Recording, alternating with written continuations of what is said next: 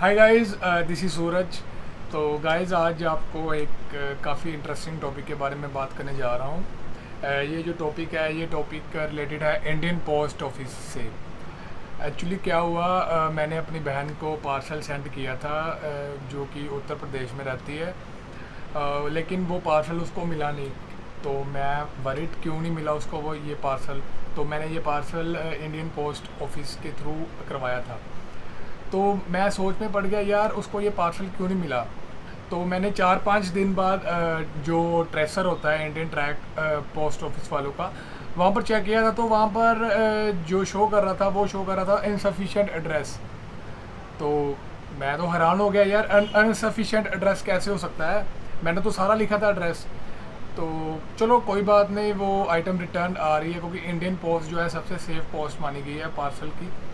तो वो तो वापस आ रही है।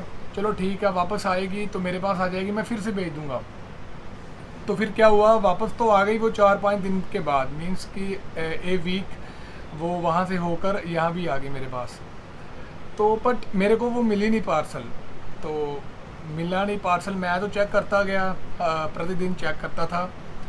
तो मैंने देखा कि पार्सल जो था, उन्होंने जो ट्रेसर था उस पर लिख दिया था कि योर आइटम इज़ डिलीवर्ड, कि तुम्हारी आइटम जो है वो डिलीवर्ड हो चुकी है। तो मैं फिर हैरान, यार आइटम मुझे मिली नहीं तो डिलीवर कैसे हो गई।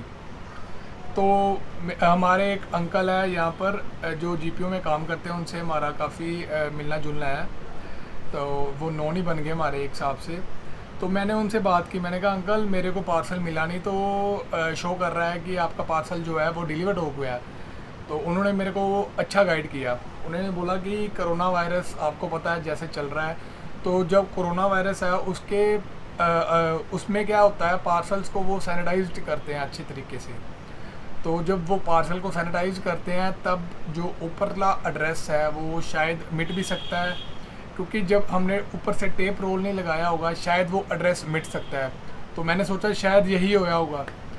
तो यही यही हुआ था। वो एक्चुअली क्या था, मैंने ना एक प्लास्टिक इन वेलम में पैक किया था। तो जब वो अल्कोहल से सैनिटाइज करते हैं, तो आपको तो पता है अल्कोहल डार्क डार्क जो मार्कर होता है उसको मिटा देता है। तो आई थिंक कि उसी वजह से वो जो एड्रेस था मिट गया था।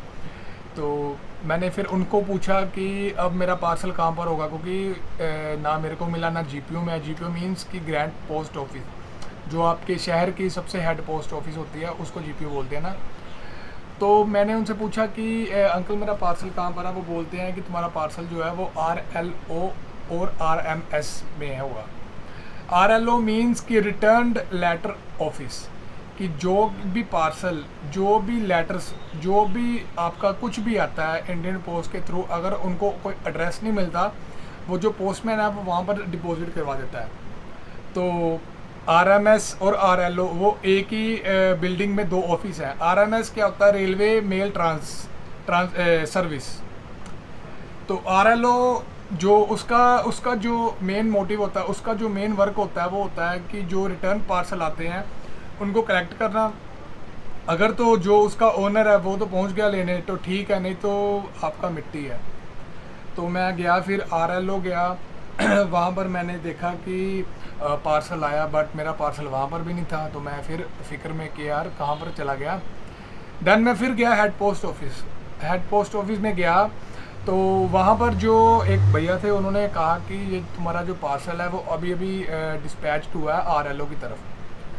तो मैं फिर RLO की फिर गया मैं 1-1.5 घंटे बाद RLO। तो फाइनली उन्होंने कहा कि यार तुम्हारा पार्सल आ गया है।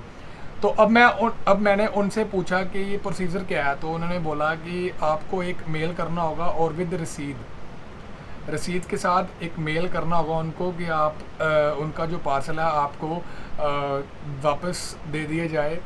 तो यही मैंने फिर मेल कर दी उनको।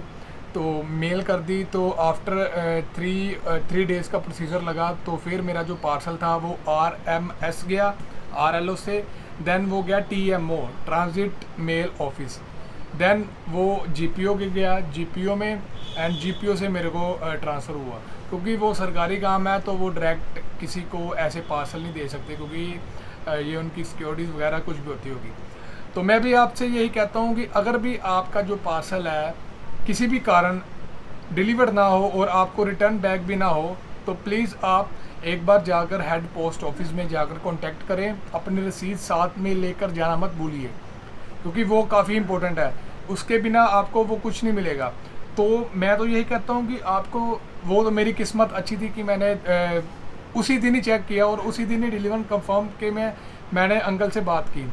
अगर मैं 4-5 दिन बात करता, लेट हो जाता, तो आई थिंक कि मैं खो बैठता अपना पार्सल, और ये जो पार्सल की कीमत थी ये काफ़ी कॉस्टली थी। इसलिए अगर रखड़ी तो है नहीं कि यार कोई बात नहीं, चलो नहीं मिली ठीक है, मिली नहीं, ये पार्सल एक्सपेंसिव था। तो इसलिए मैं आपको कहता हूँ कि आप जो आपको पार्सल वगैरह इंडियन पोस्ट ऑफिस से सबसे सेफ़ है, इंडियन पोस्ट ऑफिस सबसे। हाँ, अगर आपको इन केस कि आपको जो लेटर है, आपका जो पार्सल है वो नहीं मिलता, और ट्रैकिंग करने के उपरांत भी आपको ये पार्सल नहीं मिलता, लेकिन वहाँ पर लिखा होता है कि आइटम डिलीवर्ड कंफर्म, तो आप प्लीज़ अपने पहले हेड ऑफिस में जाइए, अपने शहर के, जो भी अपने शहर का, अमृतसर का तो जीपीओ है, अमृतसर का जीपीओ है, और आरएमएस और आरएलओ जो है वो जीपीओ के साथ ही है। बीएसएनएल का ऑफिस है रियाल्टो चौक, और उसके साथ ही है, तो अमृतसर वालों को तो ये पता ही होगा।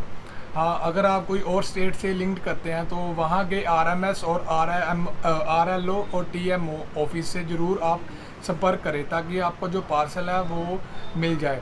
अगर आप देरी करेंगे तो इसमें आपका ही कसूर है, क्योंकि उनके पास रिकॉर्ड तो होता है, लेकिन क्या होता है कि कई बार ढूंढना बड़ा मुश्किल हो जाता है। तो इसलिए मेरी यही रिक्वेस्ट थी कि यही मैंने आपको गाइड करना था कि अगर आपका इन केस पार्सल कोई डिस्पैच होकर आपको ना मिले, तो आप जाकर जीपीओ में और हेड पोस्ट ऑफिस में आप जाकर कंप्लेंट कर सकते हैं, और वहाँ से आप अपना पार्सल ले सकते हैं एज ए गवर्नमेंट गाइडलाइंस की तरह। ये था एक वीडियो जागरूक करने का, क्योंकि देखो मुझे पता है कि ये इंसिडेंट्स बहुत कम लोगों के साथ होते हैं, लेकिन जब मैंने वहाँ पर जाकर पार्सल देखे तो मुझे पता चला कि वाकई हज़ारों की तादाद में जो पार्सल्स हैं वहाँ पर बड़े होते हैं, तो लोगों को कोई खबर, कोई कुछ नहीं पता होता।